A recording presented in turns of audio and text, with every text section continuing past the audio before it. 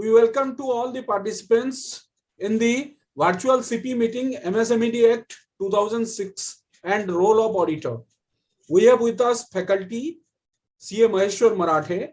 CA Maheshwar Marathe is right now, that one is, he is working in as a partner CMRS and associate LLP. And right now that one is before the CMRS and associates LLP. In August 2009 he has joined, and before that he was the technical director of the Kalyan Janta Cooperative Bank Limited, Mumbai, and he was earlier worked as a credit manager ICICI Bank Limited, and he has passed in that one as the Institute of Chartered Accountants of India, in that one as a chartered accountant on the year 2002, and he has passed in the Indian Institute of Banking Finance Diploma in International Banking and Finance, Banking Corporate Finance Security Laws on 2014. And in that one is particularly the MSME ecosystem. He is regular faculty on the regular resource person in the MSME, MSMED Act, MSME Samadhan and various others topic in that one is MSME ecosystem.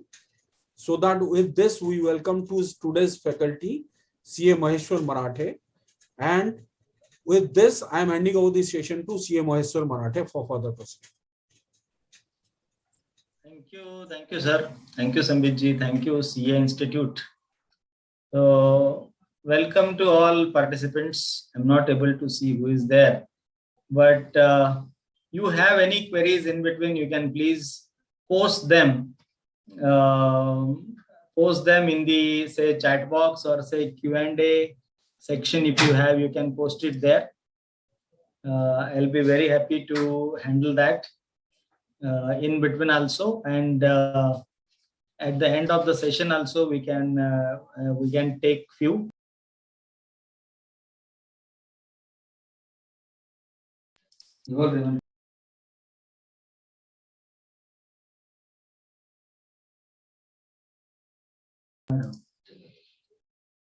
So friends, so I'll start with this session, the PPT. I'm sure you all able to see this.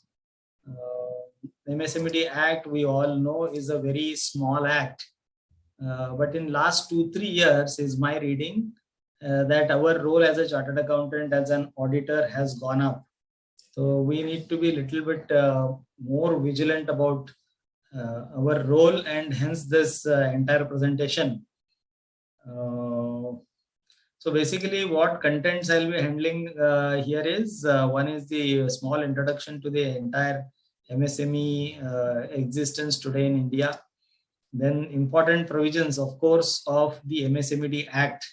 We should thoroughly know the provisions, and based on these provisions and few other things which are happening, say in Income Tax Act, in Companies Act, and then reference to all these provisions, we should know our role as an auditor, especially because now the audit season has started. We'll be auditing financial year 21-22. So in many cases, we are able to see some qualifications also wherever provisions of MSMED Act and related few things, the MCA circulars are not complied with. So I think Dr. Raj Chawla, this was what Sambitji had told me. Dr. Raj Chawla has joined, and he wants to address the audience. So Dr. Chawla, you can please start, sir.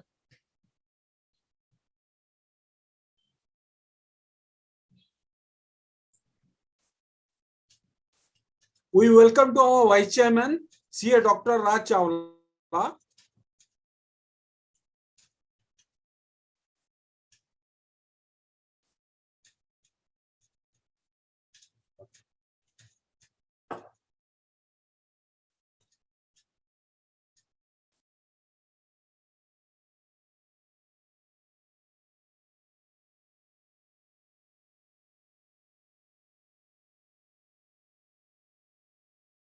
I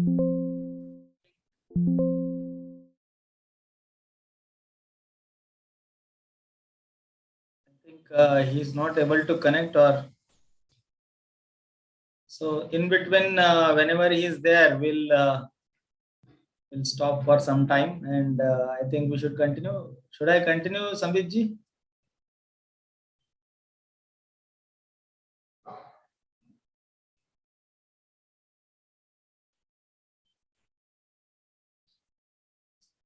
Okay, so let me continue, friends. So here, as I said, these are the contents or the intent of going through this session is to understand the entire MSME ecosystem, to understand the provisions of MSMED Act, and to really understand my role as an auditor.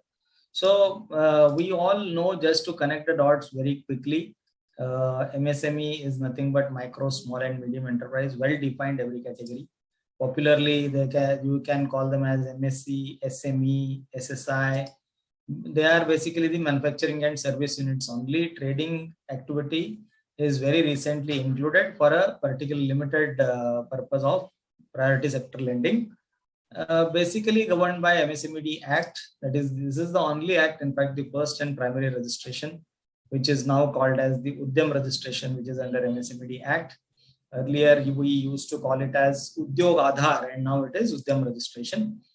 Mudra, startup, stand-up, Samadhan, Trades, GEM, PSL, all these buzzwords are for these MSMEs only. What is their strength? So even the latest Ministry of MSME's annual report for financial year 21-22 gives this data that in total in India, around 6.34 crore units, MSME units, including home, cottage, village, and tiny. We should never forget that this 6.34 crore units mainly include the home, cottage, village, and tiny units. So what is their percentage? So 3.24, close to 52% of the 6.34 crore units are the rural or the tiny village units. 11 crore plus workforce, say second biggest after agriculture. Out of this, 45% again is a rural workforce. 6,000 plus products contributes around greatly to all this GDP, manufacturing output, and exports. Backbone for any economy. It's a priority sector and hence very, very close to the government. Friends, as we are discussing role of an auditor, maybe in 2006 when the act was made, or over around 10 years after the act was made, that is around up to 2016, maybe a great role of auditor was never seen as part of provisions of MSMED Act. But very recently, the few things have happened. The things are changing. So today, if you ask me, if you analyze, we have a very great role to play as part of our routine audit. And that's what we'll be discussing now. Just to picturize that, I thought of capturing this entire formalization process, which has undergone over last close to 20 years, because it really started in 2003, when then central government, NDA-1 is called as Atal Bihari Vajpayee government, formed a separate ministry of MSME. And then came the MSMED Act in 2006. There then came, because of this act, a lot of clarity on what is micro, what is small, what is medium. Clear lines were drawn, clear schemes were drawn for each category. Then the simplified registration process, we directly come to 2015, because there the real self-declaration based registration process started through Udyog Aadhar. Earlier, before Udyog Aadhar, that is before 2015, we used to have a manual system wherein you need to go and stand on the doors of the officer with whatever documents you have, and still he used to say, no, you are not eligible, or you bring this document, that document, whatever. That is the difference, clear difference between an online and offline process. So that welcome thing has happened in 2015. Regulating the credit period, largely the introduction of Samadhan portal, and that really changed the things. We'll definitely discuss about Samadhan also in some time. Regulating the dispute resolution through Samadhan and dispute prevention mechanism, I call it as the TREADS mechanism, if you have heard about it. I'm sure all of us, we have heard about TREADS now. So the TREADS is nothing but a dispute prevention kind of a mechanism, because it gives a chance to the buyer and seller to settle the dues for the supplies within 2-3 days of supply. So that is an option created. If the option is created, it definitely works as a prevention mechanism. So then came the reporting requirements. You must have definitely heard about 2 MCA circulars. You must have then the enabling provisions in and around MSMED Act. One came in the form of the trades, second came in the form of the gems, third definitely Samadhan. MCA circular, to be particular, a reporting requirement came in into the January 2019, wherein for all the companies, they need to identify their outstanding into SME and non-SME. Wherever it is SME and dues are more than 45 days, those need to be reported to MCA every half yearly. Then came one more circular, which is talking about all corporates whose turnover is more than 500 crores to be compulsorily on trades. So with this all happening around us, there is something which is very, very important for all of us is audit reporting also, or creation of few audit procedures where we can document the things well. And ultimately for a chartered accountant, for an auditor, documenting his observations, writing the audit conclusion based on the audit documentation is very, very important, because ultimately we are answerable to many of the stakeholders. Ultimately, we are in a way are the watchdog, we call ourselves as. So we have 10 different kind of duties. So this is a 11th duty added to our bunch of duties, we can call. You can interpret it like this, and understand the expectations of MSMED Act, the government's intention, the importance of MSME, and hence assume that 11th duty also and play a great role as an auditor. So this is the formalization process. The reason why I present this is many a times any new initiative is created by the government, or for that matter any new idea comes in. So many people raise questions on it. Many people try to doubt about it. So once we see this entire formalization process, maybe today it may look as a very, very theoretical initiative, but definitely when the time passes, so it has become a reality. So all these things, when they were first announced, they were criticized, but now they are a reality. So my only message is we need to be part of the entire formalization process, being in this sitting in this very, very important chair. So we need to be part of this formalization process, and we need to believe so that we can achieve. That is the only message out of this slide. Friends, if we have to define the problem, because for any solution we have to first define the problem. So through this slide, I am trying to define the problem for any MSME. These are the 4 prominent questions which they face. And first is, how do I increase my business? Second is, how do I fund my new orders? Suppose you already have your set limits, but for an added order or added business, you need additional funds. So how do I fund those new orders?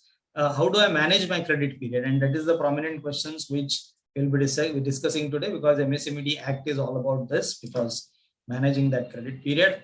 And are there any incentives for me? Prominently 4 questions. And we as practicing CAs, we should have a bold answer yes to all these prominent queries, questions which any MSME has in its mind as challenge. So we should be the answer holders. And these are the answers which I am just now showing you in this pictorial presentation.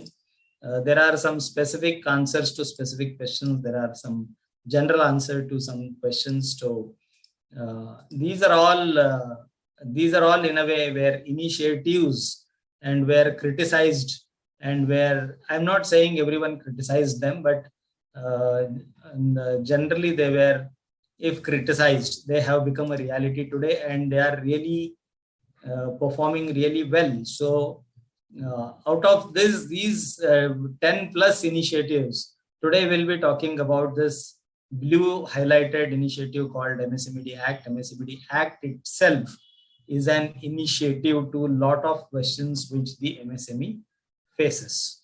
So with this kind of a pictorial presentation, I have made my pitch very clear that we have a great role to play as facilitators. We are there to protect the interest of the MSMEs. So hence, let us understand this very tiny legislation. Government calls it as a welfare legislation because it is there to fortify, to strengthen the MSMEs. So preamble itself says facilitating and promotion, development and enhancing the competitiveness of MSMEs, mainly addresses longer credit periods and lengthy litigations. Only two important definitions I'll draw your attention to. First is a supplier definition, which is very clear. We need to read it very, very carefully. There is a very recent Supreme Court decision also. So this has gained a lot of importance nowadays. Supplier means a micro or a small enterprise. Now, out of MSM, that is micro, small and medium, only micro and small is recognized as a supplier. So medium enterprise is excluded from the definition of being supplier for all the purposes of this credit period of 45 days. So this is first thing to be noted, is only the micro and small enterprises which has filed a memorandum with the authority.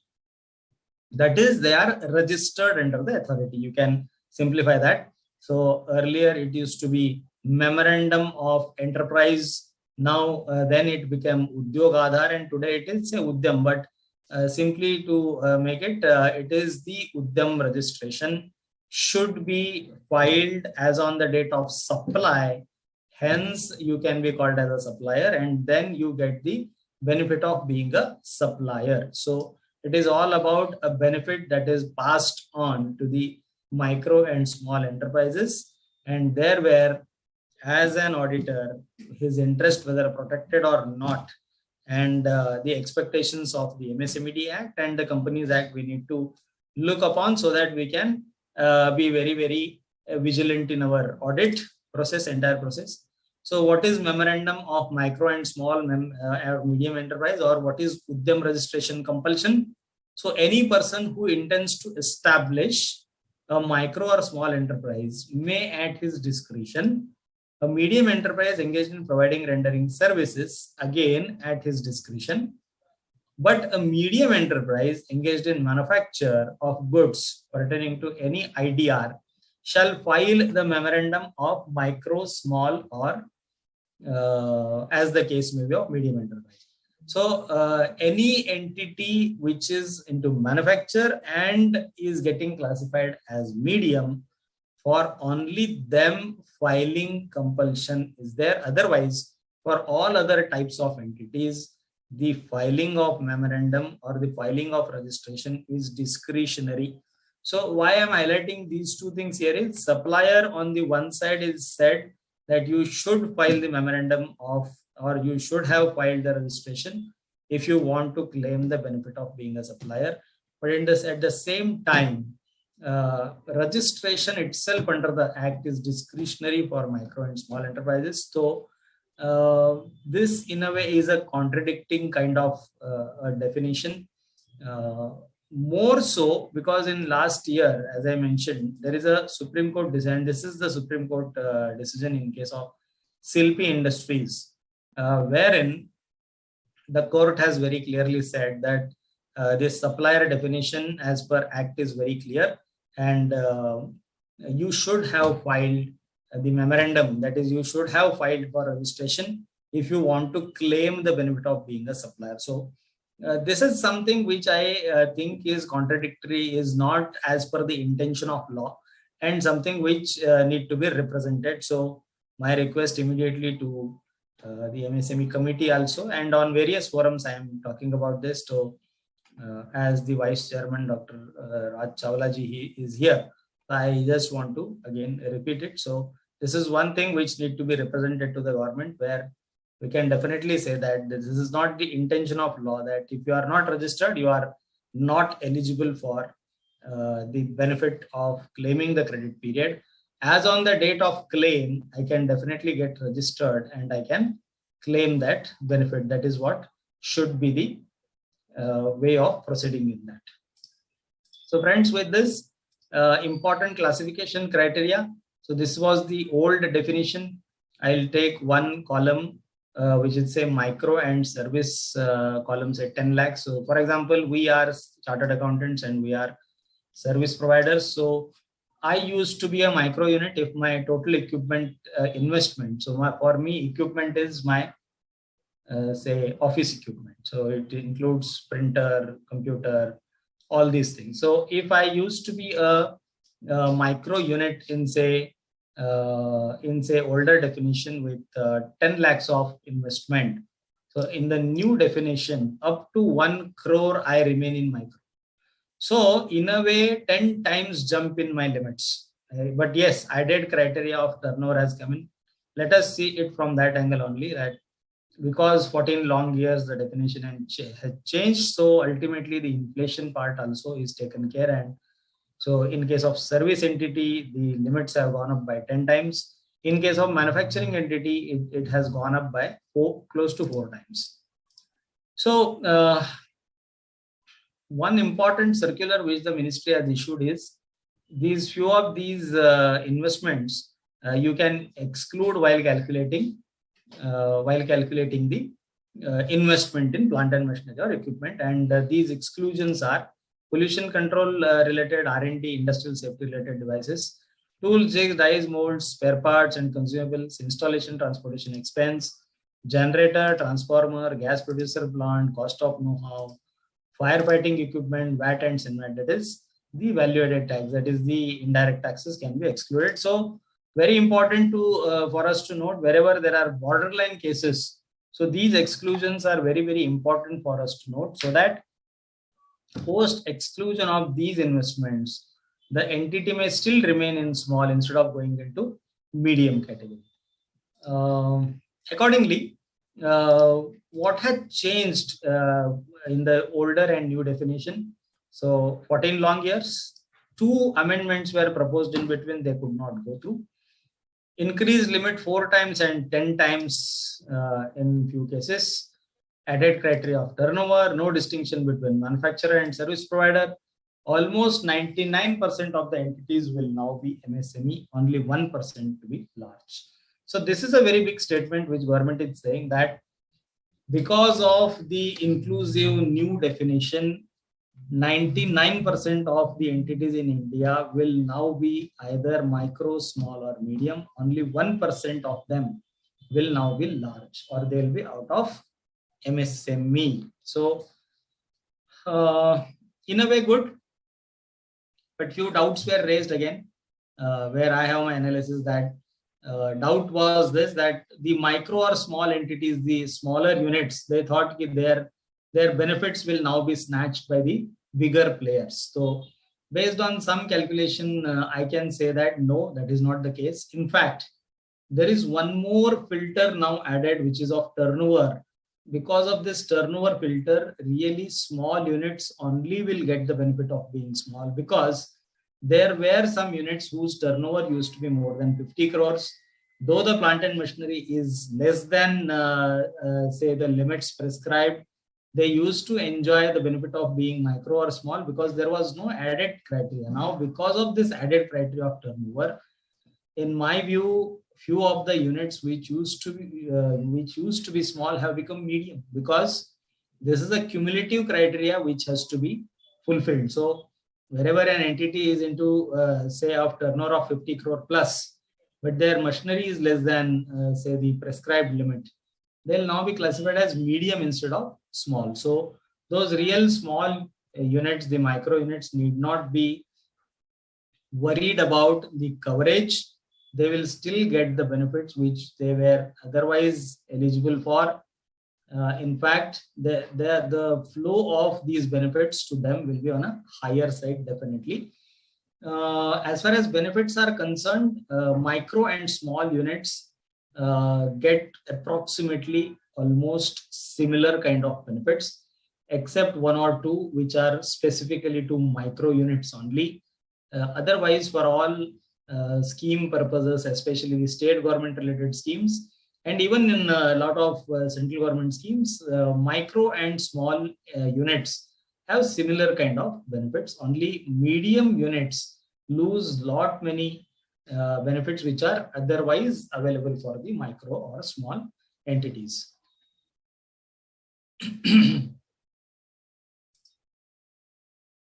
So the registration process, earlier, as I said, we were in Udyog Aadhar, now it is Udyam registration. This is the registration data till date. In fact, on 6th May 22, Ministry has again extended this deadline, which was 31st March was the deadline, which was extended 3 times. Again extended till 30th June for those entities which are still unregistered. So we can advise our clients to register again, because if they are not registered under Udyam, and if they cross this deadline of, say, now the 30th June deadline, then they will in a way are neither registered under Udyam nor under Udyog Aadhar, because the deadline is getting extended, but on some point in time it will stop. So 30th June is maybe the last date to register. After that, in between will be such a period wherein you are not registered as MSME. So it should not happen like that. Till 30th June, Udyog Aadhar is still valid. Before 30th June, it is advisable that every entity who is still unregistered gets registered under Udyam. 2 important definitions in the new definition part, the new notification which was issued in July 2020. It is giving 2 important new definitions. One is about the turnover, and second is about the investment in plant and machinery or equipment. So an inclusive definition is given now, which says all assets, all tangible assets other than land and building, furniture and fixtures. So intangible assets are excluded, land and building and furniture and fixture excluded. Everything else has to be now counted for the investment in plant and machinery or equipment. So even office equipment is now included. Say vehicle is there, that is included. Before this, in the new old definition, only the plant and machinery block used to be taken, that to gross block. Now, because of many things that have happened, it is the net block, that is the WDV has to be counted of the assets which are tangible and other than land and building and furniture and fixture. So what is the change? So the change is on 2 folds. One, it's an inclusive definition now by excluding 3 kinds of assets. And second is, instead of gross block, it is now WDV. Only one question is getting raised, is why this WDV coming into picture? No answer is given to that. In fact, a justification note or an office memorandum has come into this, which is again looking to be really funny, because the intention of law is not so. I'll discuss that. MSMED Act has no reference to WDV. The notification which amended the MSMED Act has no reference to WDV. But because this online portal of Udyam started capturing the WDV, an office memorandum was issued by the ministry. And the memorandum is reading like this. It is clarified that online form of Udyam registration captures depreciated cost as on 31st March each year of the relevant previous year. Therefore, the value of plant and machinery or equipments for all purposes of notification and all the enterprises shall mean WDV as at the end of the financial year as defined under Income Tax Act, and not the cost of acquisition or original price, which was applicable in the context of earlier classification criteria. So in a way, why I called this as funny was because the online portal started capturing the WDV, you changed entire intention of law and notification. It looks like that. Otherwise, WDV has no base. WDV capturing has no base. So this is one more questionable thing, as I spoke about the supplier versus the registration requirement. This is one more questionable thing or a matter to be represented to the government. Second definition is of the turnover. So now all GSTNs linked to a PAN need to be clubbed. Entire turnover has to be clubbed, and excluding export turnover, entire turnover has to be calculated to check the limits. So export turnover is excluded. That is one good thing. As I said, information will be auto-synced from the income tax and GST websites. What can be the issue here is turnover tracking will be on real-time basis for classification or on annual basis. So now probably there is a clarity that it will be on annual basis only. It will not be real-time basis because as after 14 long years, this law was first amended. So even the ministry may be having some confusion because this definition has two facets, has two factors to be considered. One is investment, one is turnover. So how it should be calculated now, the registration classification is not based on the self-declaration also. It is now, though it is self-declaration, it is catching the data from income tax and GST website, from Companies Act, from MCA also. And based on that, it is reclassifying. The classification, reclassification is now linked to the data which we upload to this various other websites. So even the ministry is issuing now and then few clarifications that how are we going to classify the entities, which will be the base year. So those things let us expect at least in next 6 months to 1 year's time. It will all be normalized because even the ministry is getting a lot of queries into this. So as and when some query is coming, they are trying to reply to that. We are used to it because we use extensively in income tax. We work extensively in GST. So we are used to these updates in a way on a lighter side. So let us have some patience with this website also. One clarification which is issued regarding the transition is here for us. Let us try to understand only the intention of the ministry into this.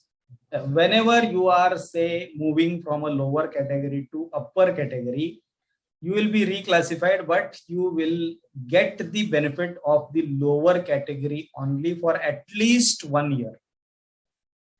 So you will not be moved immediately. That is what the message is. So what it says, if there is an upward change, will maintain its prevailing status till expiry of 1 year from the close of the year. So take an example that I move as on say 31st March of 22, I move from X category to Y category or a small category to medium category. So I'll retain the benefit. I'll retain the category of small till the end of March 23.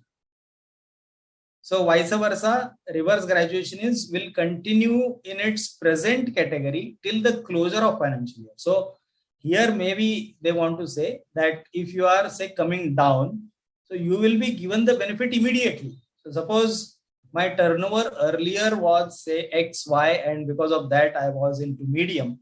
And in this year, I am closing the financial year below the small category criteria. So as on 31st March, as soon as the year gets closed, my performance is below the small category criteria, and hence I'll immediately from 1st April, the criteria says will continue in its present category till the closure of the financial year. So from 1st April 22 itself, I'll get the benefit of being a small entity. So again, if I have to make the intentions clear, so if you are moving from a bigger category to a smaller category, please come to the smaller category and get maximum benefits. You are welcome. So that is the intention. And if you are moving to a bigger category, so wait, you don't worry, you be in the smaller category for at least 1 more year. That is the intention, which is a welcome intention. So that's how it can be interpreted. As I said, here and there, they are giving some clarifications. That this is one clarification that has come, which says which will be the base year to calculate all this. For example, now take financial year 20 to 23. That you have announced and we pull it down. Yeah, still there. Yeah. Dr. Chawla, you want to come in, sir? Yeah, good evening to all. I am sorry because I was busy in another meeting. We were having the Union webinar in which around 12,000 members were watching our webinar. That's why I was not in a position to join this. So I am sorry for that.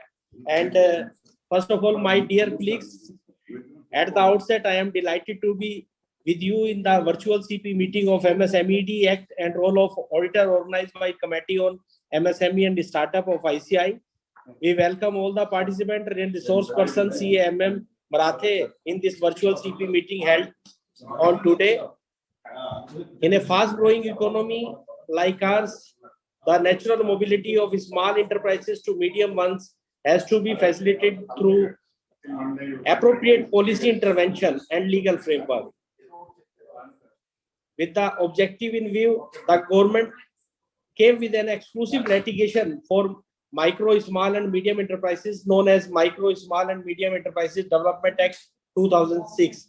The Micro MSMED Act was notified in 2006 to address policy issues affecting MSMEs as well as the coverage and investment ceiling of the sector. The Act seeks to facilitate the development of these enterprises and enhance their competitiveness. With effect from 1st July 2020, revised MSME clarifications as have been given. The primary responsibility of promotion and development of MSMEs of the state government. However, the government of India supplement efforts of the state government through various initiatives. The role of the Ministry of MSME and its organization is to assist the state in their effort to encourage entrepreneurship, employment and livelihood opportunities and enhance the competitiveness of MSME in the changed economic scenario. We hope that after this VCM is over, your enhancement of the knowledge in the SME sphere help you in the future endeavor. Thanks and best of luck for your knowledge enhancement session. So thank you and sorry for the interruption, sir, in your continuing session. Thank you, sir. No problem, sir. Thank you. Please continue. Yes. Thank you, sir. Yes, thank you. So, friends, we were discussing about this base year. So, 22-23, which is now the running year, the government wants to say the data, investment, turnover, and export taken or to be taken from IT department and GSTN from the relevant financial year is financial year 2021. So, the 2021 related all data that is available online with IT department GSTN, that will be made base for classification for the financial year 22-23. Now, based on whatever the transitional provisions and this particular notification we have on hand, let us interpret in our own way, how this will really work for 22-23. There will still be few challenges. Few entities might get wrongly classified. There are a lot of things, because I may not discuss them in detail now, because a lot of things even depend on how we have presented our depreciation schedule. It depends on that also. So we'll not go deep into that. If you have any specific queries, definitely we'll attend to that, but we'll be more on very important provisions of MSMED Act, which are related to the audit report now. So in between, this one very important thing regarding certification, I should say. Now and then our SME clients, they come to us and they try to take a certificate from us that please certify that we are either micro or small. Yes, definitely based on the turnover and the investment that we have in our balance sheet. Till Udyog Aadhar was there in picture, industry unit wise, say we have Pune unit, we have Nagpur unit, or we have unit in Uttarakhand. So unit wise Udyog Aadhar was maybe possible, but now it is not possible. That's what the government has very clearly said. It will be one PAN, one URN. So all sales linked to one PAN of all units shall be clubbed, and only one URN shall be issued. Multiple units, multiple activities, and one URN. That is the very important thing. So anyone coming to us for any certificate, let us be very clear to him that you need to give me the entire entity's balance sheet so that I can analyze, go through, and then I can issue the certificate. That should be our stand. Very clear about that. Credit period. Quickly, let us go to this very important definition, because this particular definition is going to play a very important role while calculating the credit period of suppliers of our auditee, because there are catches in this definition, but only three very important words: the appointed day, the day of acceptance, and day of deemed acceptance. Payment has to be as per the terms of contract. If there are no contracts, then appointed day comes into picture. So how is the appointed day defined? The day following immediately after expiry of period of 15 days from the date of acceptance is called as appointed day. So let us go back. What it says: where any supplier supplies any goods, services, the buyer shall make payment thereof on or before the date agreed upon between him and the supplier in writing.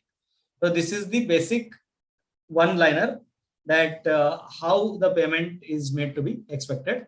So if there is something in writing, as per writing, you have to make it. So where there is nothing in writing, where there is no agreement in this behalf, before appointed day.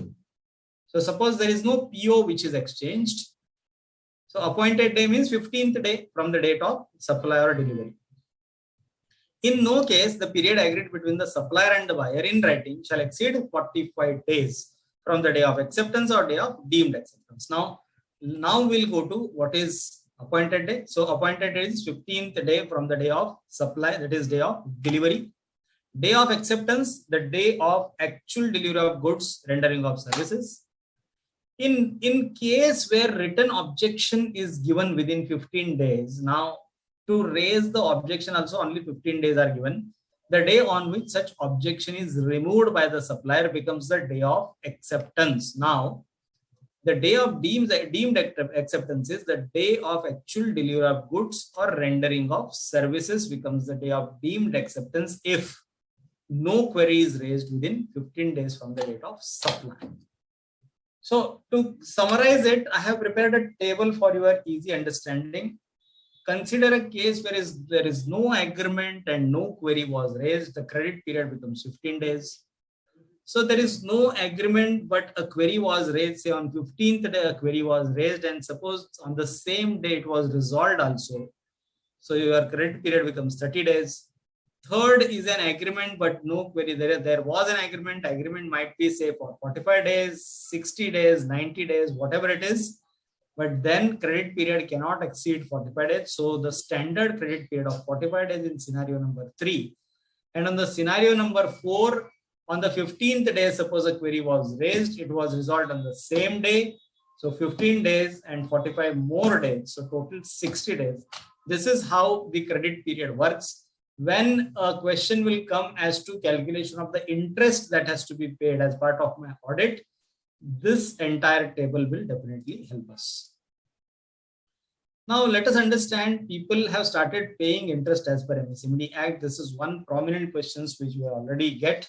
So be very, very bold in answering this. Yes, Tata Motors, for example, has paid, and this is the public data. I am not bringing it from my own thoughts. This is a annual report based data. In 2021, total delayed amount in crores was 185 crores, and the interest provided in the books, paid provided in the books, is 4.6 crores. So last column is about 3 years cumulative interest that Tata Motors has provided, 10.9 crores. And same is with Mahindra and Mahindra. And Bajaj Auto very, very boldly says that there are no delays and hence no interest paid on delayed payment. So it definitely depends on the culture of the company. I'm not saying this is a good culture or this is a bad culture, but point is, if there is a delay, these companies are at least paying the interest. So we need to understand that in reality, and I'm sure you are getting this practically now, that lot of MSE clients are now approaching us for giving them a certificate there that they are either micro, small or medium entities. We just discussed about it. And the only reason for that is their customers, their bigger customers, they are approaching them with a request to send such a certificate. So if not paid within say 45 days, if not paid as per the terms of supply, if not paid say on the appointed day, then compounded interest at 3 times the bank rate. So bank rate got changed very recently for 4.25 to 4.65. So 3 times the bank rate, so 13.95, close to 14% rate of interest. That too monthly compounding we need to understand. So this is the interest which we need to calculate. So as part of audit, if there are MSE clients, micro and small suppliers to your auditee client, then we need to open this Excel, then calculate what are the days of delay. In fact, we need not calculate this. We need to verify this, that the interest is provided properly. But what is the basis? What is the rate of interest? So this is the rate of interest. So Act says ki if there is a delay, suppose for example, as on 31st March of say 22, and you find out that there are delays, the interest is applicable, interest is calculated or say is not calculated. The principal should be paid along with interest only. That is what is the expectation of the Act. Payment with interest only. So it says buyer shall be liable to pay amount with interest thereon as provided under section 16. And section 23 says interest is a non-deductible expenditure under Income Tax Act. As the MSMED Act is a supreme legislation. It is overriding many other laws in India, including Income Tax Act. So it says that anything contrary content to under any other law for timing in force. So though this is a business related expenditure, maybe this can be considered as part of consideration. This particular interest is a non-deductible expenditure. So we have that from Form 3 CD Clause 22, interest provided as per Section 16 of MSMED Act. So we need to remember, we need to correlate though. So this interest is non-deductible. Interest, if provided, has to be paid with the principal. This is what is the expectation of MSMED Act. Now, before going to how we should really document these things and what should be reporting, so let us understand how these corporates are thinking, how the auditors, especially the corporate auditors, how they are dealing with this all. So if we have to understand that, and what are the codes saying about this, so in little detail. So normally the corporate buyer has 2 lines of thinkings.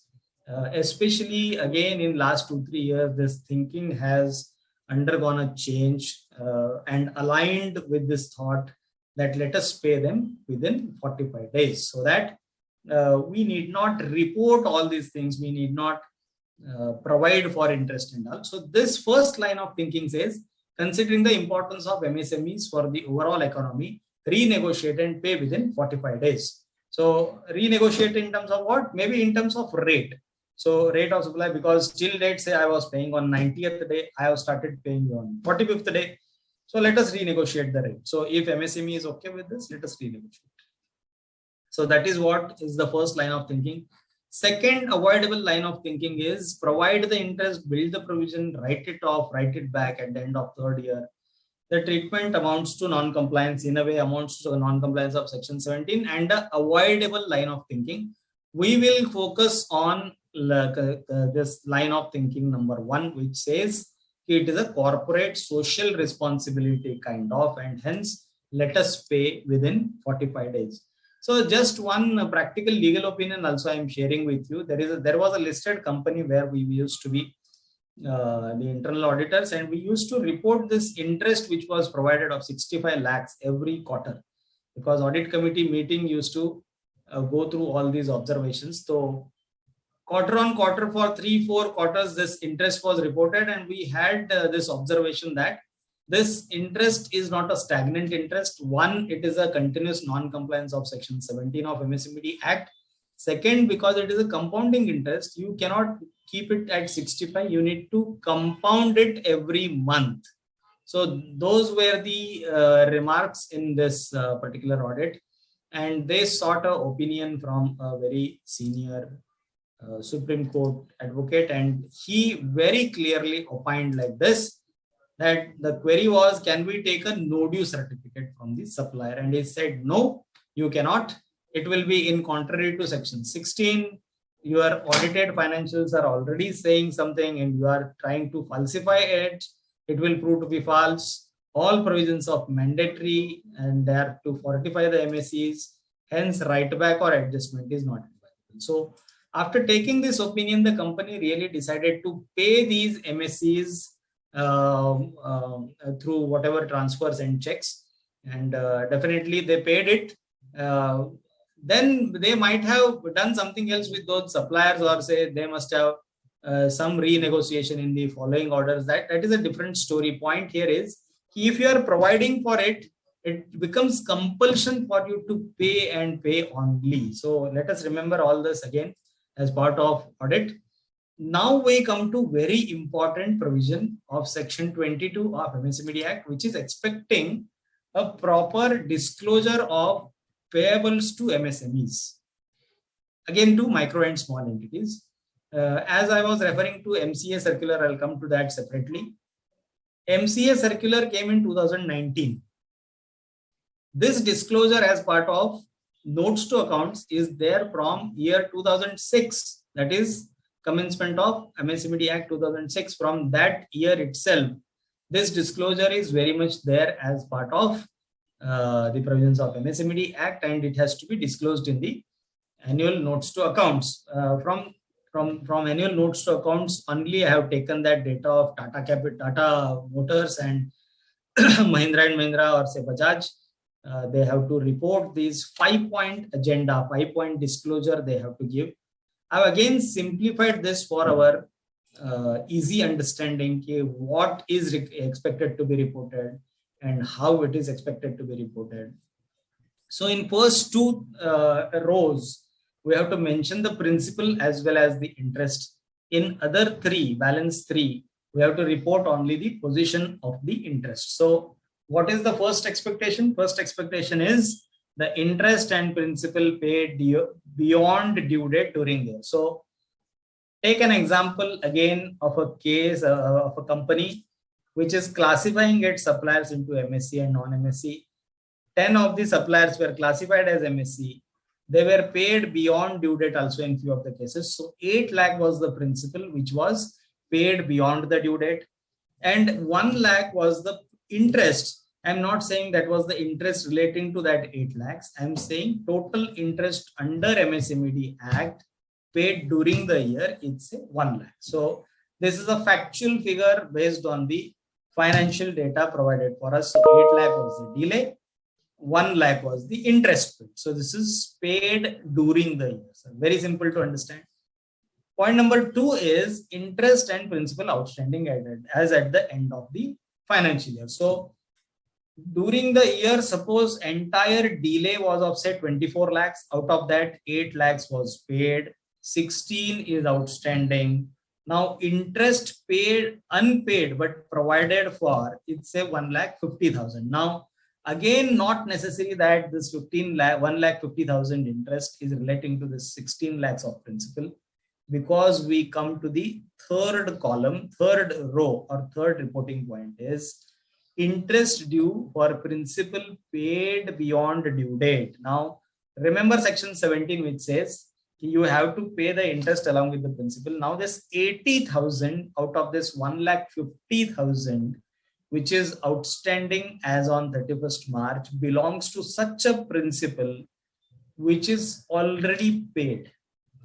So principal is paid, interest is still to be paid. So out of 1,50,000, 80,000 is such an interest for which principal is already paid. So the balance 70,000, that is column number 4, is such an interest for which principal is also yet to be paid. So you can simply take it as on 16 lakhs of delay, 70,000 is the interest which is payable on 16 lakhs, and 80,000 is such an interest which is paid, which is unpaid, for which principal is already paid.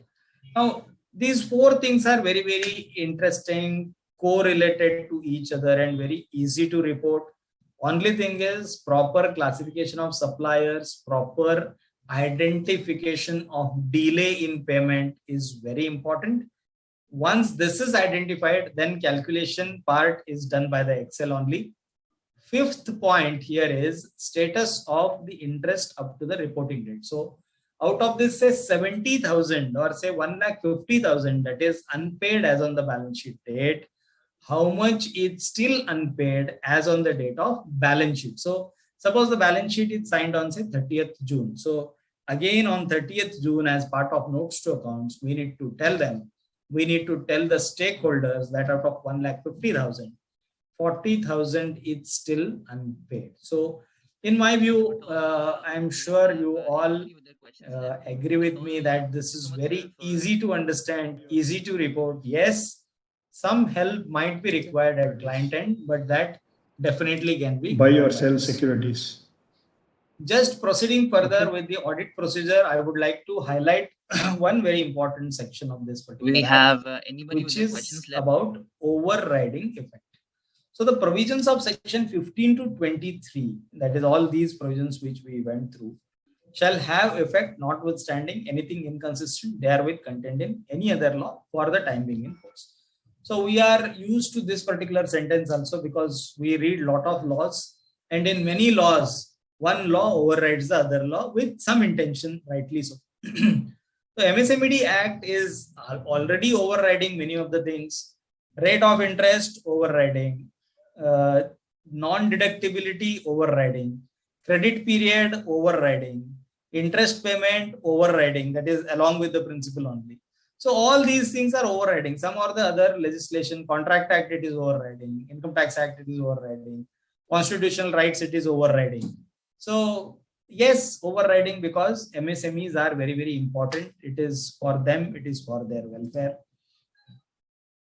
So one question was raised in 2010, before 2010 only, that whether these provisions hinder bias constitutional rights. So a writ petition was filed in Madras High Court that please strike down this particular legislation because it is unconstitutional.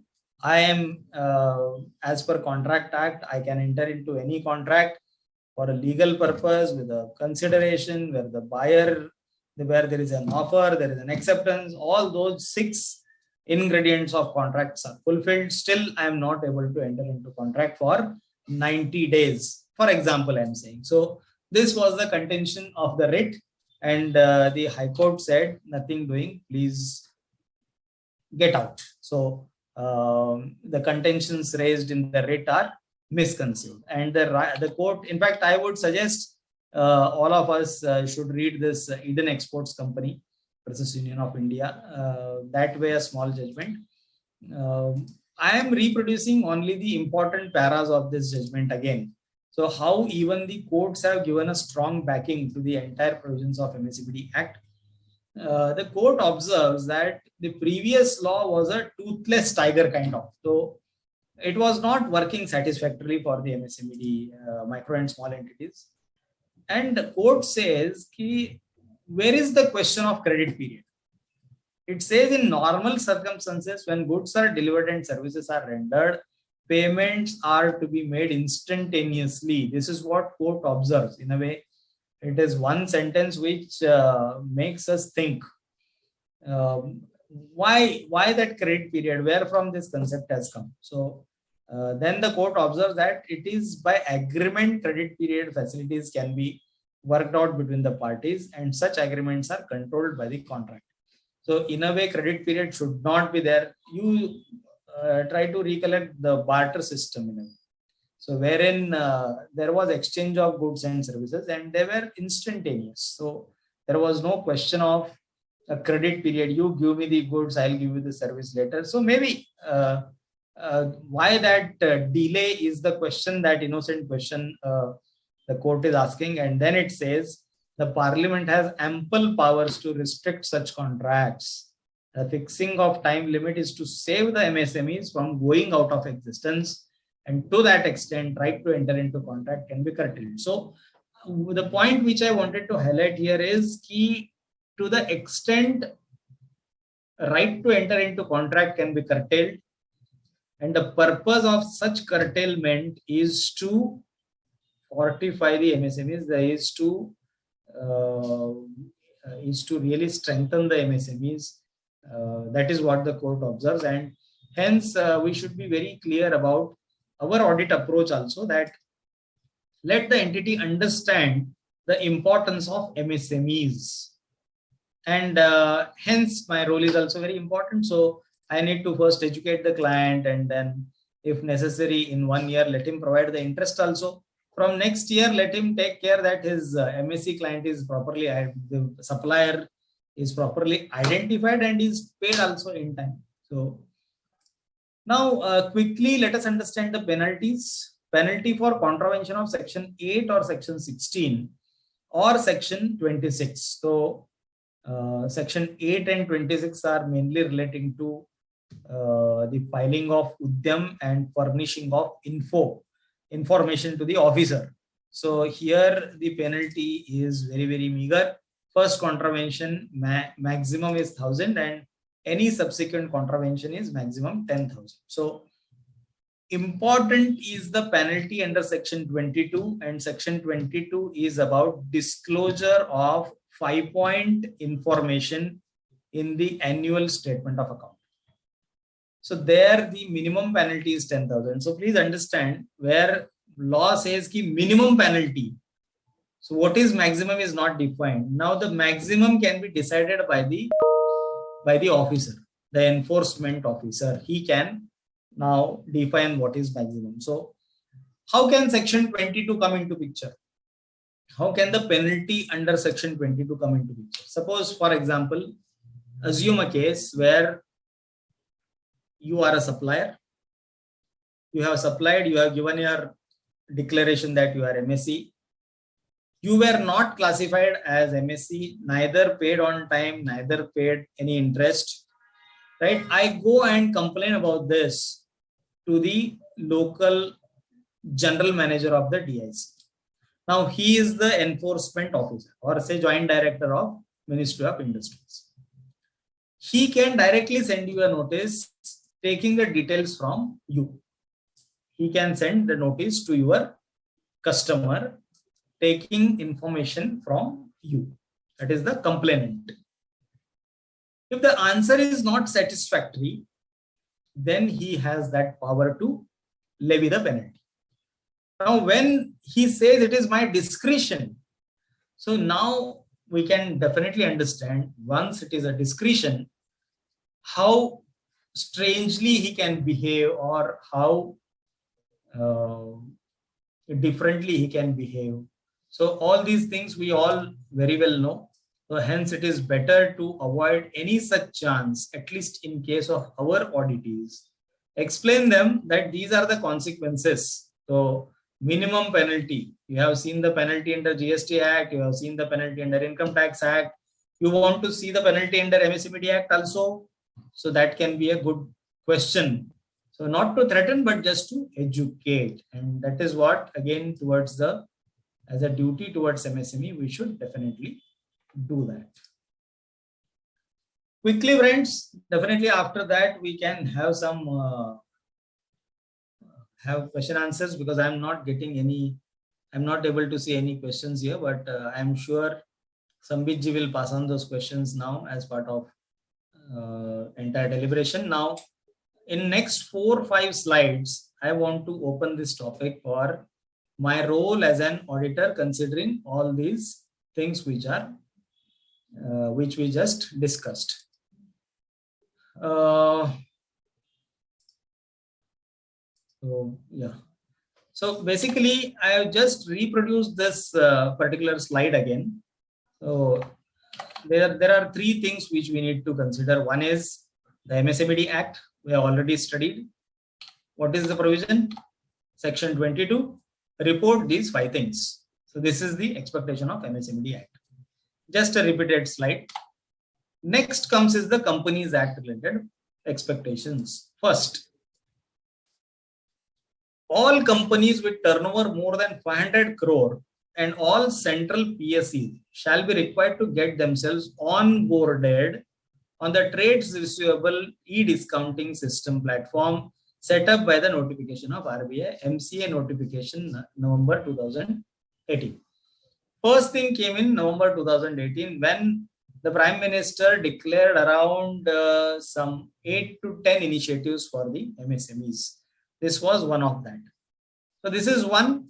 Second is all companies who get supplies of goods or services from MSCs and whose payments to them exceed 45 days from the date of supply as per the provision of section 9 hereafter reported specified companies shall submit info in form MSME 1 on half-yearly basis. Now, more than point number 1, point number 2 is very, very important for us. Point number 1 is definitely important where our auditee has turnover of more than 500 crores.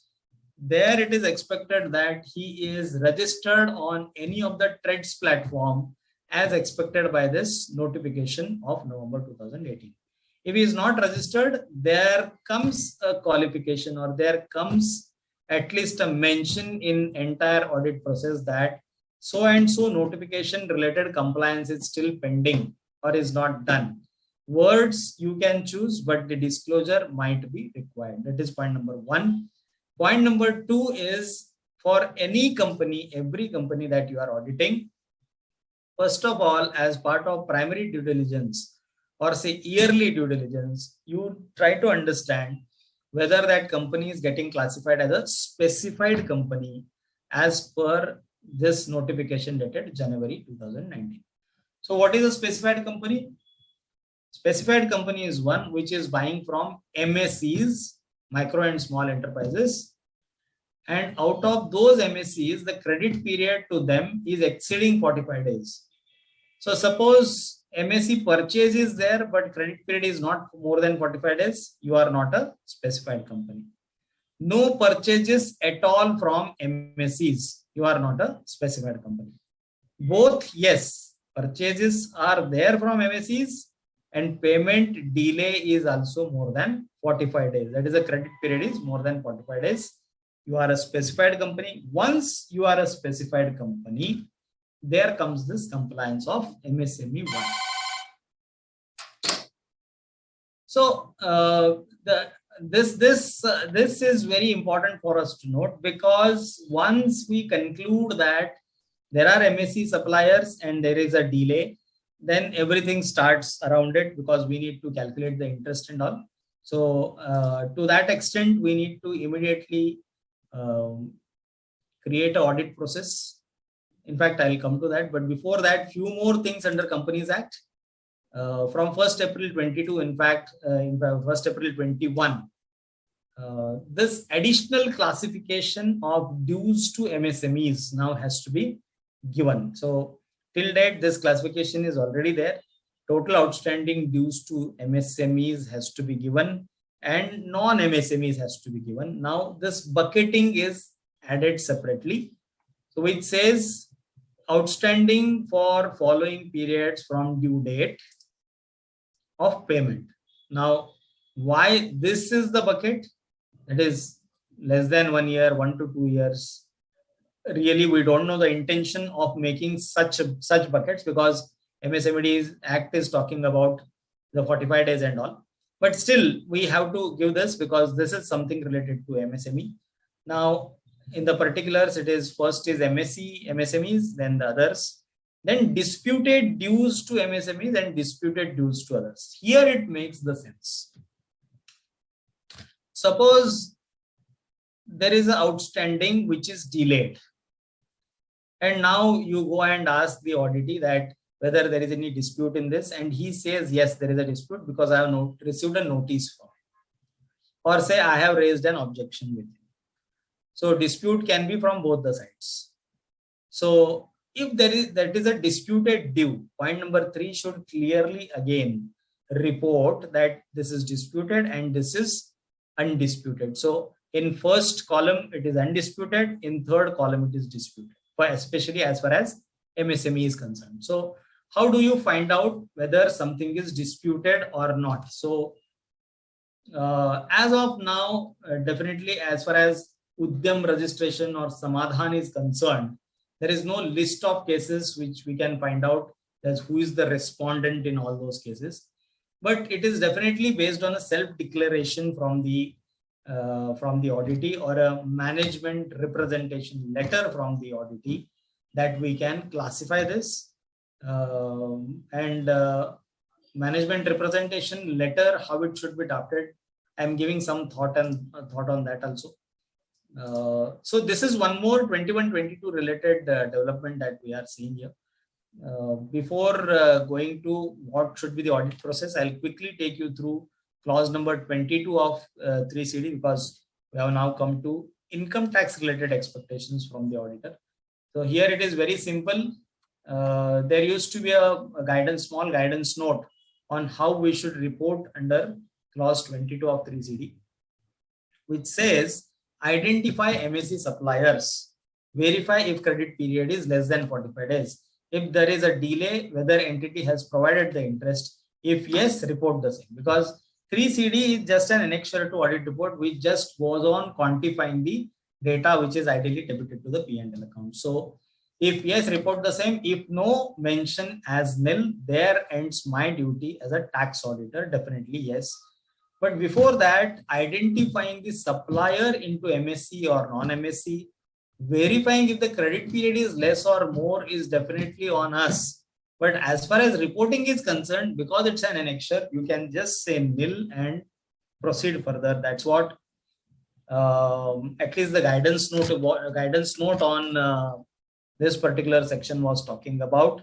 But when it comes to the Companies Act, we need to be very, very careful about the true and fair view that we are going to certify as part of our audit report. And there, what we need to verify is, and document is, documentation of process to verify whether auditee has identified its MSE suppliers. Now, I've just mentioned a question here in the bracket that how if the supplier has printed his Udyam number on the invoice. Because nowadays there is a lot of awareness. We are telling our clients, our MSE clients, to print their Udyam number on their invoices. So there is no separate declaration required. Auditor is verifying the invoices also as part of his audit. So wherever he is able to see that Udyam number printed on the invoice itself, he should get that minimum question whether he is classified as MSE or not. So my process of identifying the suppliers into MSEs and non-MSEs, whether is conducted, and if conducted, what is that process? How was the entire process documented is very, very important for me as an auditor. If I have to document it, the auditee must have conducted some process of classifying its suppliers into MSE and non-MSE. And what is that process that he carries out? So he sends some communication to his suppliers. So supplier gets back to him based on whatever is the revert, he classifies them. This is the normal process.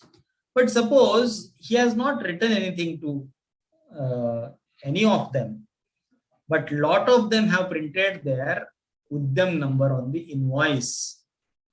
What should be done as an auditor? So that is the question we need to answer. Audit conclusion on findings reporting the non-compliance if MSE not paid on time. Now, what is the audit conclusion if I have not qualified any of the reports, suppose based on this verification that though the Udyam number is printed, no interest was provided, we can see delays also in the case of those suppliers who have printed their Udyam number. You go to the ledger, you see that whether invoice-wise payments are done, but there are delays. Delays are more than 45 days. Still no interest was calculated or provided for.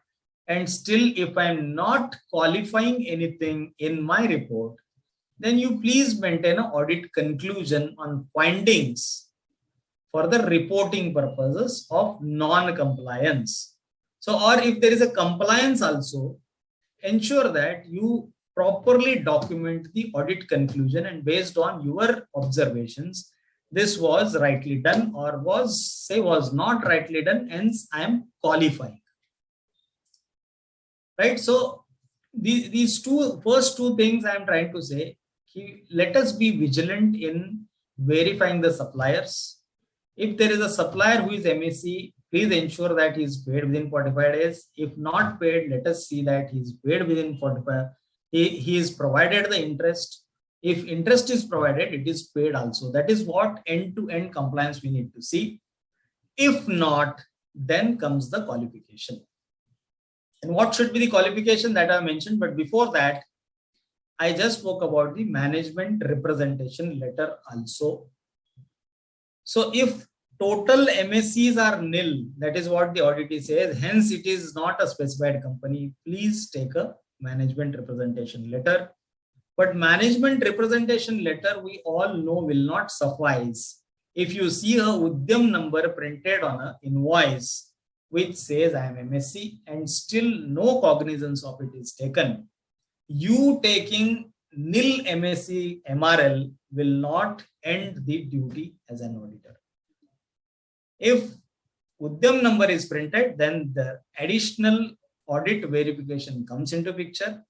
And if something of this sort comes out, that though there was a delay, though the MSC supplier was there, he was liable for interest provision, the interest provision is not done.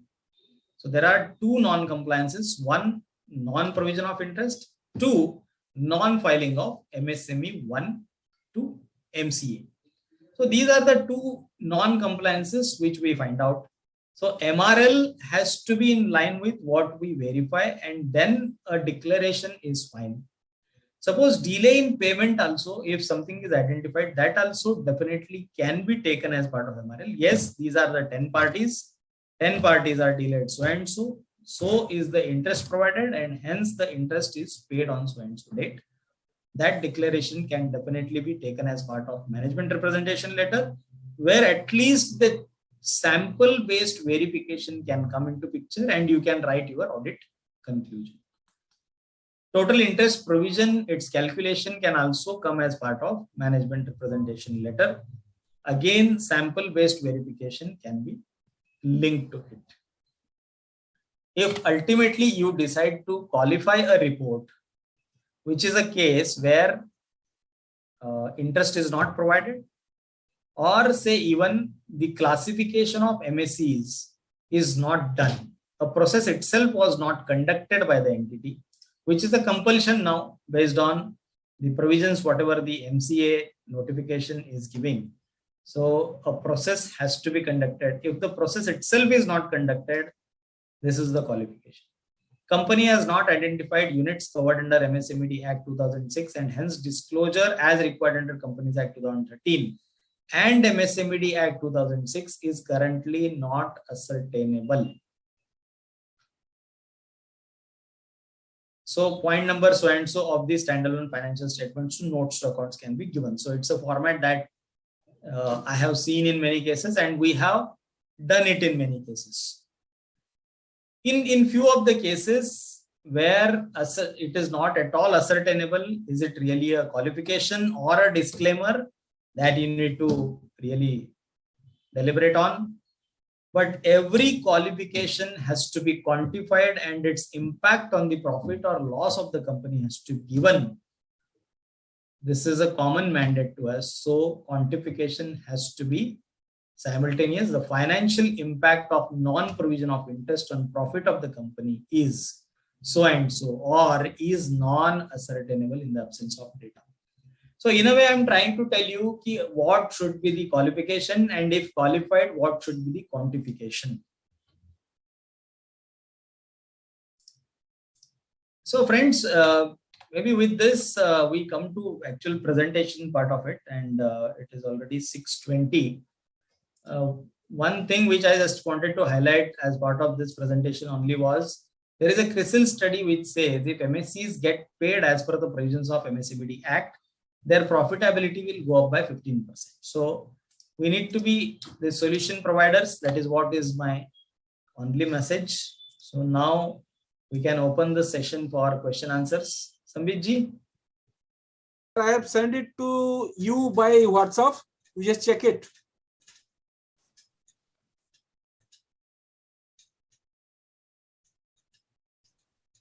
I'm asking one by one then, sir. Haji. DPIIT recognize a unit as startup in ensuring that the unit is working towards innovation, improvement of existing products, services, and processes, and should have the potential to generate employment and create wealth. An entity formed by splitting off or reconstruction of an existing business shall not be considered as a startup. However, for availing ATIAC income tax benefit certificate, we have to apply to the board, who would again verify the above condition, and as per the current statistics, only 3% of the registered startup has received ATIAC certificate. नहीं सुनिए, इसमें कोई question नहीं है, उन्होंने कुछ information दिया है, ठीक है. I wish that institute takes up the issue, ऐसा कुछ उन्होंने लिखा है, ठीक है. This is not linked to our topic today. Okay, no issue. The second one, sir. Condition as per current statistics only. The second is, what is the liability of the auditor? Okay, so I think I have already discussed it. So if non-qualification of an audit report, what is the liability of an auditor? Now, good that you asked this question. I can throw some more light on this. MSME 1 is a form which has to be filed by the entity. As I said, if that form is not filed and non-compliance is on the part of the entity 1, but as part of audit, if I have not verified whether the classification process was conducted or not, if I don't verify whether any of the supplier has printed his Udyam number on the invoice or not, if he has printed, whether I have taken sufficient explanation that why still he is not paid on time and still he is not paid the interest. So if this documentation is not done by me, entity is at fault. Yes, they may get some notice tomorrow if someone complains, or many other things are happening in and around. So they might get the data tomorrow that this was the supply and this was not declared as part of MSME 1. But especially take, for example, wherever there is a complaint, these things will come into picture. So as an auditor, if I don't do my duty of verification, and if I don't do my documentation, and if I don't write my conclusions, I have every liability to get the notice from MCA again for me too, along with the company. Okay, so that was 2. Synergy between startup incorporating as MSME. Synergy between startups incorporating as MSME. How to obtain list of MSMEs registered in India along with their contact details. Registered in India as far as registered on Udyam portal, if you are asking, there is no source, sir. But if you want to take from your local area, you can contact some Chamber of Commerce or something. Is MSME registration only for manufacturers or for traders also? So it is for manufacturers, service providers, and traders also now, but only for the limited purpose of obtaining the benefit of priority sector lending. Very important, specific to your question is, yes, even the traders can register under Udyam. My question is, why banking company force MSMED registration whereas he is trader, not a manufacturer or service provider? Yes, because it is good that one answer to this question is bankers don't know. Those bankers who are asking, they don't know कि traders need not register or they cannot register under Udyam or say Udyog Aadhar or say this, because they don't know. So they ask. But now they can register. So if he is asking now, then he's justified. Let him ask now. And even the trader can register. So why not? So he will get priority sector lending related benefits. So he should register. Is Udyog Aadhar updation mandatory every year? No, it is not mandatory. Udyog Aadhar is anyways is getting phased out now. So it is going out of existence as on 30th June 2022 is the last date for Udyog Aadhar. Before that, we need to migrate to Udyam registration. If not migrated, then you will lose both the things. You are neither Udyog Aadhar nor you are registered on Udyam.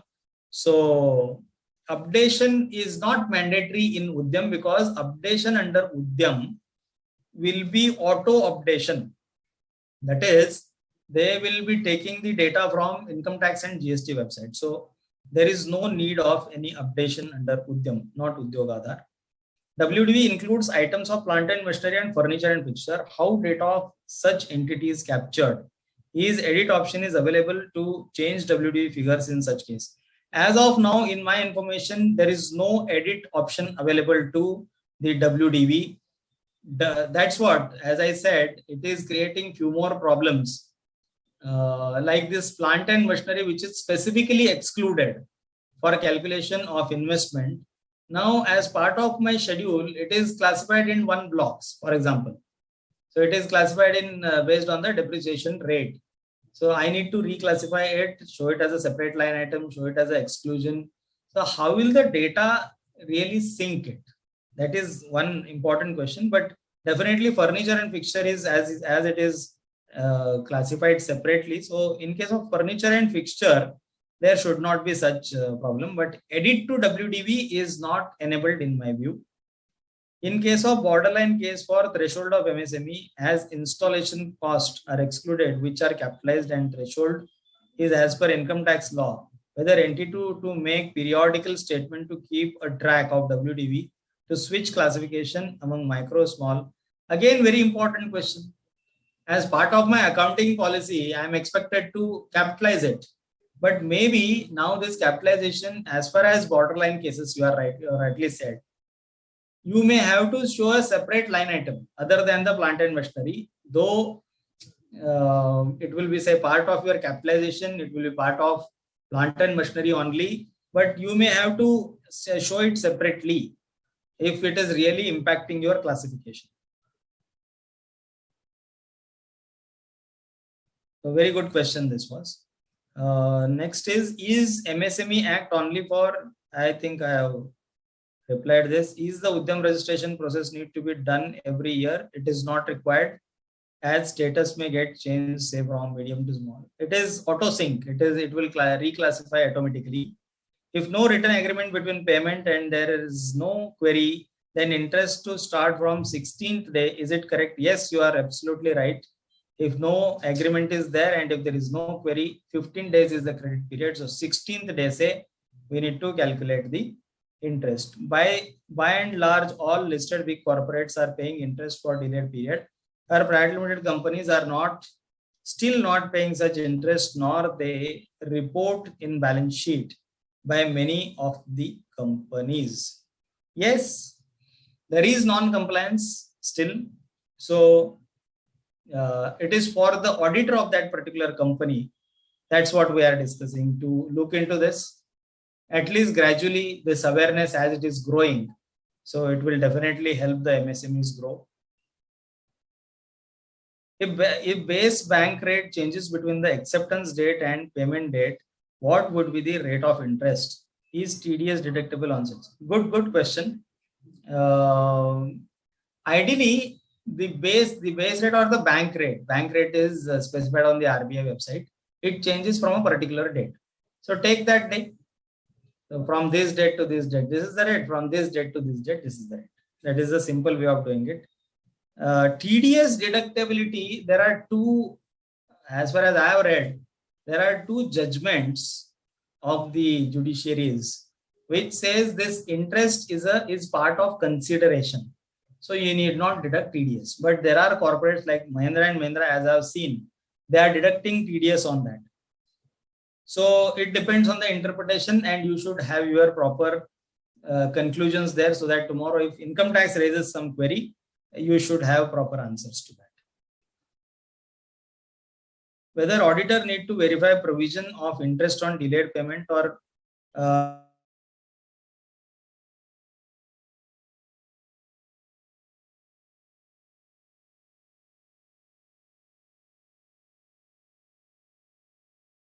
payments are being delayed, the same be booked on paid basis by the expectation is it has to be booked on accrual basis. It's a liability.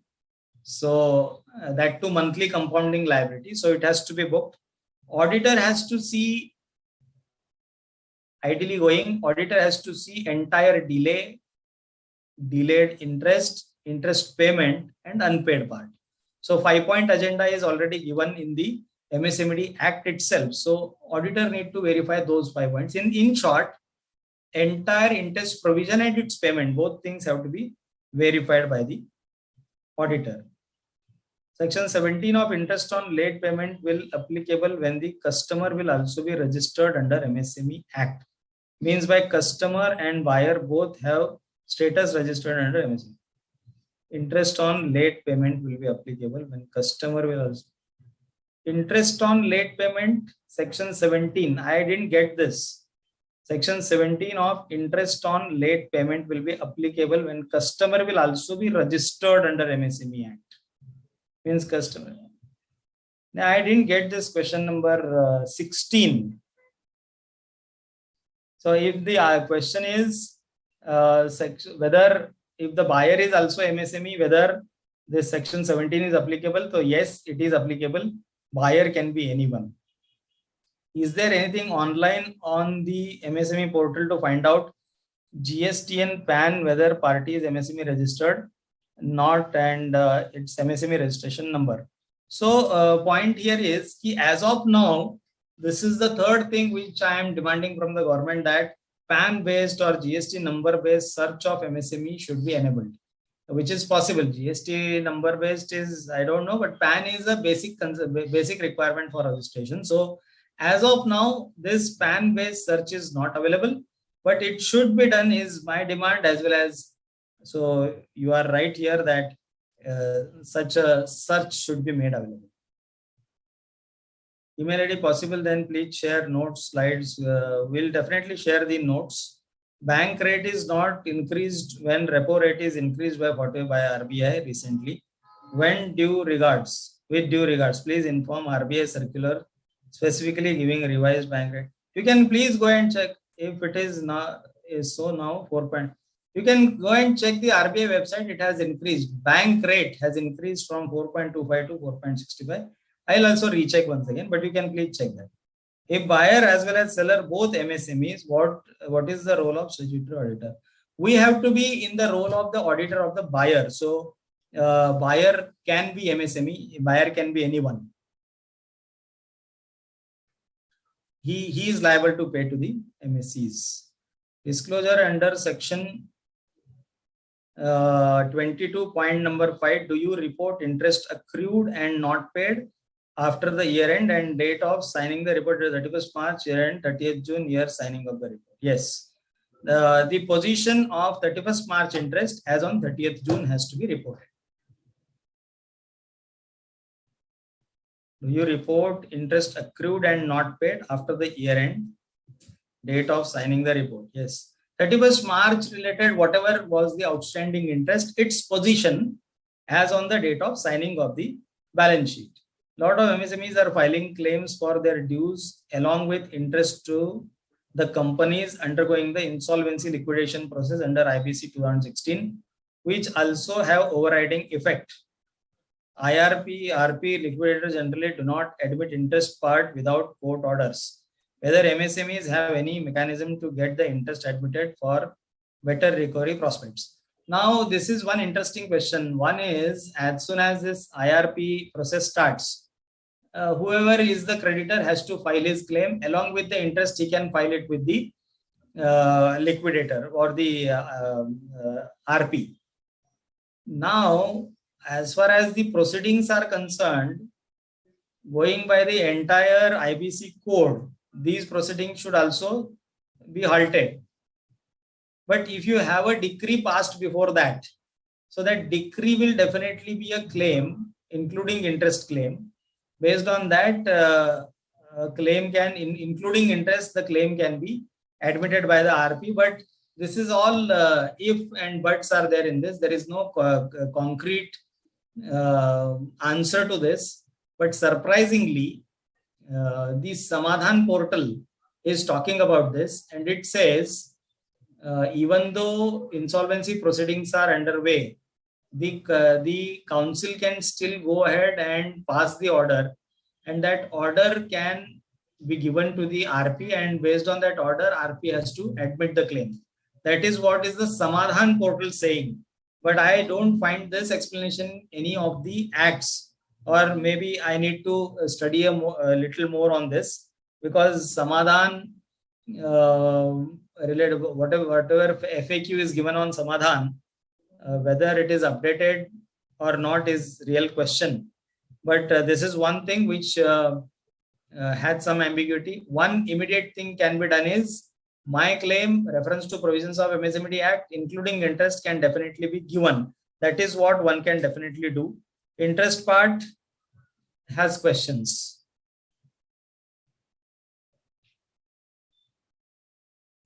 So 23, is MSME Act only for manufacturers or for traders too? Whether entities registered under Udyog needs to re-register under, yes. Udyog Aadhar, as I said, 30th June is the last date. Please hurry up. Is it applicable to work contract also? Yes, works contract is a service. Works contractor should register as a MSME. How trade receivable discounting system benefits for MSMEs? Now, this is a question relating to trades, but it definitely helps them, because on the third day they get their payment. So there is no need to go into dispute also. So trades is a mechanism wherein you can lodge your bills. Definitely your customer should have agreed with you.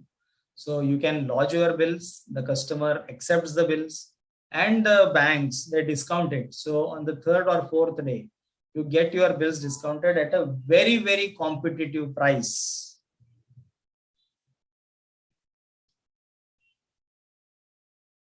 An MSME with them registered concurrent auditor appointed for 2 years of a state government owned society after submitting audit report for the first year, and his bill for the fee was removed for both the years after 9 months of submitting bill for the services done.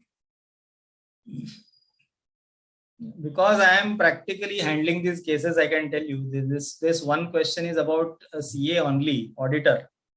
Appointed as registered concurrent auditor appointed 2 years of a state government owned society. So there, and he has conducted the audit, and after submitting the bills, he is removed. So even after the audit, he is removed. So because I am handling these cases practically, I am representing. I have same case, again a society only, one for a CA only. We had given them a notice under MSMED Act mentioning all these provisions only.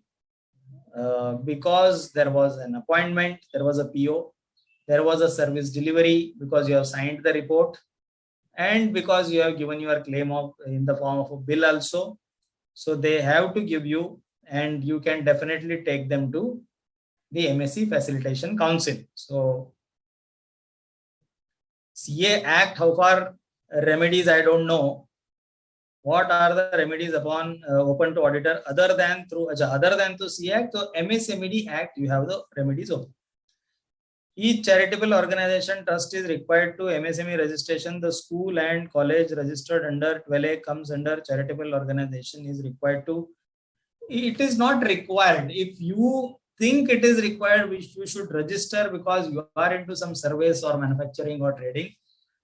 Even though it is a charitable institution, you can get registered. That is what is the message. But whether it is required or not is definitely for the charitable trust to decide. If someone is asking them, because you are coming to us and you want 1, 2, 3, you should first register, then only they should register. Otherwise, registering them will not help them in any ways, because they are anyways are priority sector lending, being educational institution. They have a separate portfolio for them. So priority sector lending is always there for them. But suppose bank is asking, so they can register, nothing wrong in that. They can register. In case of non-corporate assessee, where should the 5-pointer be disclosed? Notes to accounts, wherever any non-corporate entity also, to the note to the financial statements, there have to be notes to accounts. Normally we give at least the accounting standard related disclosures. So in those notes to accounts only, it has to be disclosed. While filing case on Samadhan portal, how to identify MSFC region of the state wherein case is to be registered. So it is where the supplier is registered. So just don't think about the buyer. Whoever is the buyer, he may be at any place. Wherever supplier is located, there you, based on the pin code also, you can verify that. Now, this question will come in few selected states only, because Maharashtra, Uttar Pradesh, I think Madhya Pradesh or Tamil Nadu has multiple councils, or otherwise all states have only one council. So, not a very big challenge. You can find out. Point is ki wherever supplier is, he has to find out his council. That's it. What about transaction between two MSCs? Equally applicable, sir. MSC supplier is again liable to pay to the MSC customer, buyer is equally liable to pay to the MSC suppliers. Will trader registered as MSME get the benefit of protection against delayed payment? Will the trader register? The trader is not. Trader can be MSME only for the purpose of priority sector lending. That's what. What is the time limit for payment of supplier if both are MSMEs? As I said, buyer can be anyone. All provisions remains same. In case of non-corporate SSC, are these provisions applicable also? If yes, where to report or disclose 5-pointer disclosure? As I said, in the notes to accounts, in fact, suppose no notes to accounts are prepared for say non-corporate, say is the auditing. At least prepare one paper containing the MSMED related disclosure. That becomes the compulsion. If there are some notes to accounts, like say, as I said, accounting standard related, at least disclosure is given.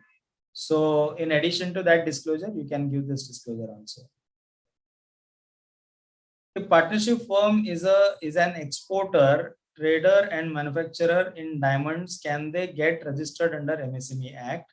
What is the income tax rate?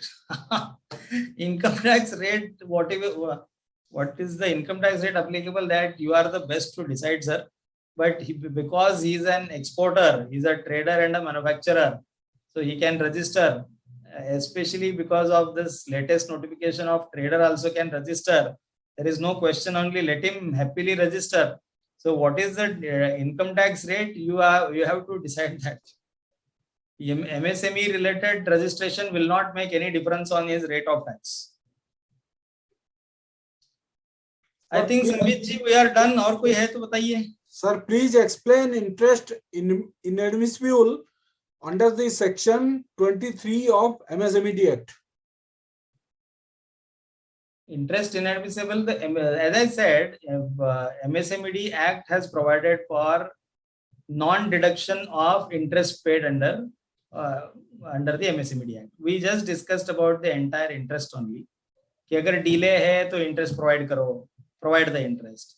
Now once you provide the interest, it's a business expenditure ideally. So business expenditure should be deductible. But the MSMED Act is providing that this interest is non-deductible.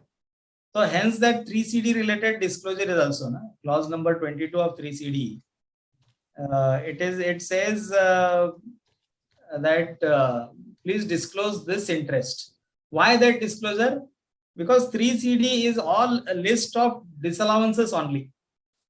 Whatever is debited to P&L and so and so nature, please give it. So interest on MSMED paid under MSMED Act Section 23 is again same nature. So that is what is the explanation. That interest is a non-deductible expenditure. Again, one more provision to discourage these late payments. And another thing is that one is, sir, what will be the auditor role specifically in emphasizing on that one is MSMED Act?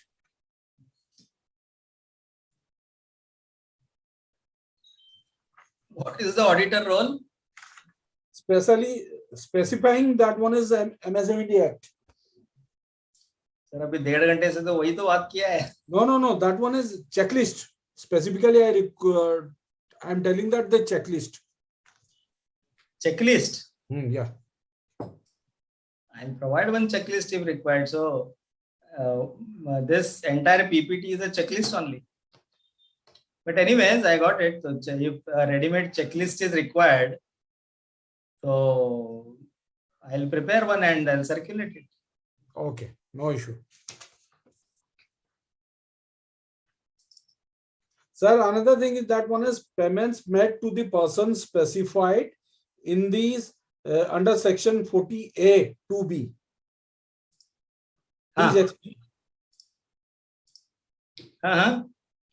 The payments made to the person specified under section 40A 2B.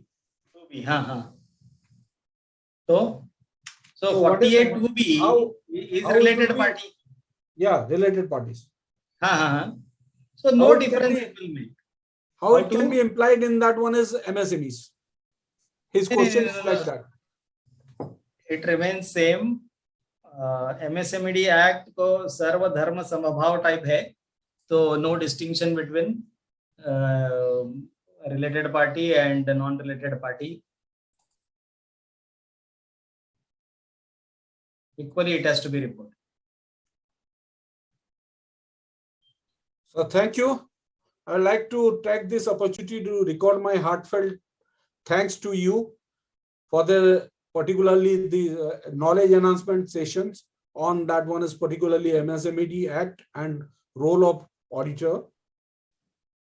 And we are also thankful to all the participants present over here. Last but not least, I'll just put it my that one is thanks once again to you, sir, for your relentless effort and as well as spending the time in particularly for this knowledge enhancement session. Thank you, sir. With this, we conclude the session. Thank you to all.